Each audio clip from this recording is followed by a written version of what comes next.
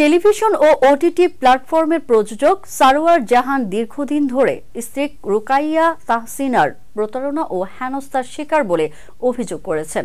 তিনি জানান, গত 2 বছর ধরে তিনি আদালতের শরণাপন্ন হয়ে এর প্রতিকার চেয়ে আসছেন। ঢাকা সিএমএম আদালত ইতিমধ্যে রুকাইয়া তাহসিনা ও তার কথিত সহযোগী আনোয়ারুল কবির ওরফে শাকিলের বিরুদ্ধে গ্রেপ্তারি পরোয়ানা জারি করেছিল। 2012 সালে রুকাইয়া তাহসিনার সঙ্গে বিবাহ বন্ধনে আবদ্ধ হন সারোয়ার।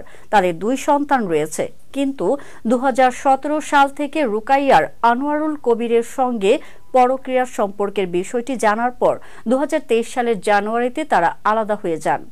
সারোয়ার অভিযোগ করেন, রুকাইয়া তার সন্তানের পিতৃ পরিচয় পরিবর্তন করে পাসপোর্ট ও জন্ম সনদ তৈরি করে বিদেশে পালানোর চেষ্টা করেছিলেন। এই ঘটনায় আদালতে দণ্ডবিধির 467, 468 ও 419 ধারায় মামলা দায়ের করেছেন তিনি।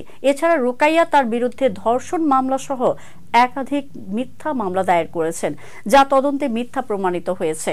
গত বছরের 15 ডিসেম্বর রুকাইয়াকে তালাকের নোটিশ পাঠান সারোয়ার। তিনি তালাকের কারণ হিসেবে রুকাইয়ার পূর্বের বিবাহ গোপন রাখা, একাধিক দাম্পত্য সম্পর্ক বজায় রাখা এবং মিথ্যা মামলার মাধ্যমে হয়রানি করার কথা উল্লেখ করেন।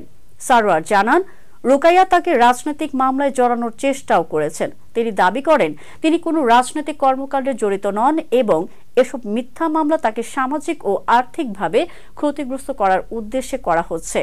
উল্লেখ্য, প্রযোজক সারোয়ার জাহান টেলিভিশন এবং ওটিটি প্ল্যাটফর্মে বেশ কিছু নাটক ও কন্টেন্ট প্রযোজনা করেছেন। তিনি আদালতের মাধ্যমে পারিবারিক সমস্যার সমাধান চান এবং রুকাইয়ার বিরুদ্ধে অভিযোগের সুষ্ঠু বিচার প্রত্যাশা করেন।